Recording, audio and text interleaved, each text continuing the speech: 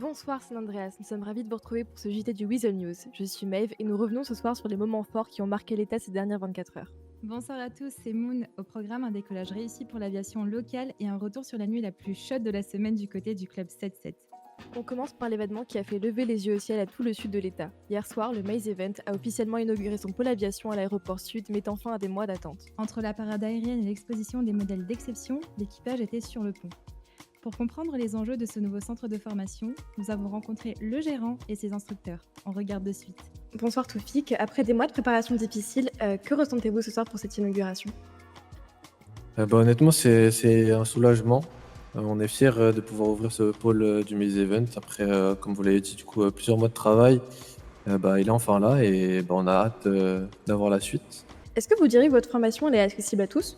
Honnêtement, on a fait en sorte que ce soit vraiment le plus accessible possible. Après, forcément, il y a les coûts fournisseurs, il y a les coûts en carburant qu'on ne peut pas changer. Donc on s'adapte sur ça et puis voilà. Vous souhaiteriez plutôt créer une équipe de passionnés du loisir ou former des pilotes professionnels? Franchement, c'est un peu des 2, hein. En soi, on est un monde ouvert, on veut toucher à tout le monde. Les personnes qui connaissent pas comme les passionnés, donc en vrai, tout le monde est la bienvenue et on fera une grande équipe, une grande famille et c'est le plus important en soi. Très bien. Est-ce que vous diriez que ce projet est né d'un rêve personnel ou plutôt un besoin que vous avez estimé spécifique à Los Santos? En soi, depuis mon arrivée, c'est quand même un projet que je souhaitais porter et qui me tenait à cœur. Après, je sais que ça apportera aussi un intérêt global à la ville. Donc en soi, les citoyens, je pense qu'ils pourront aussi profiter. Ça fait du divertissement en plus. Et en même temps, on élargit le champ et les possibilités au sein du Maze. Donc c'est le principal pour moi.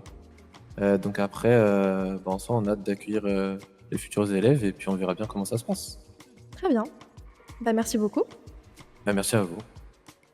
Bonsoir, ici Regan Callan pour le Weasel News. Je suis avec monsieur Gianni Senna et monsieur Wesley Kurt. Premièrement, messieurs, parmi tous les engins volants que nous pouvons voir ici, est-ce qu'il y en a qui sont vos préférés? Est-ce qu'il y en a sur lesquels vous vous sentez le plus à l'aise? Est-ce qu'il y en a que vous en avez hâte de faire découvrir au public en particulier? Pour ma part, ce serait les avions de voltige où je serais le plus à l'aise. Malheureusement, on pourrait pas faire monter d'autres personnes dedans. Mais c'est toujours un plaisir de faire des démonstrations comme tout à l'heure, vous avez pu le voir, aux gens et émerveiller les gens. Mais sinon, moi j'aimerais bien faire découvrir le dirigeable, c'est un peu impressionnant, vu la taille. Et moi, pour ma part, c'est également les avions de voltige, notamment le Model TOC, celui qu'on a le plus travaillé. Après, si je devais donner un engin avec lequel on peut partager des moments avec nos clients, ça serait plus les hélicoptères, que ce soit le Swift ou alors le Volatus, si on parle de quelque chose un peu plus premium. Eh bien voilà de bien belles réponses. Merci beaucoup messieurs pour votre temps. Le Weasel vous remercie et je vous souhaite une bonne soirée. Bonne soirée, Louiselle. Merci beaucoup. Merci également. Merci beaucoup. Une inauguration réussie qui a visiblement donné le ton pour la suite de la soirée. Car une fois le soleil couché, c'est au club 7-7 que l'effervescence s'est déplacée. Et pour cause, hier soir, c'était la fameuse soirée Red Room. Le club a fait salle comble et l'ambiance était littéralement bouillante.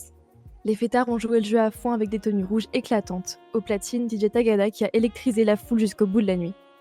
Si vous avez manqué cet événement, vous avez raté quelque chose. On peut déjà vous dire que le club 7-7 confirme sa place de haut lieu de la nuit à San Andreas. N'hésitez pas à suivre leur réseau pour ne pas rater leur prochain rendez-vous. Une nuit agitée mais mémorable pour la ville. Merci de nous avoir suivis pour cette édition du Weasel News. Très bonne fin de soirée à tous, soyez prudents et à bientôt sur San Andreas.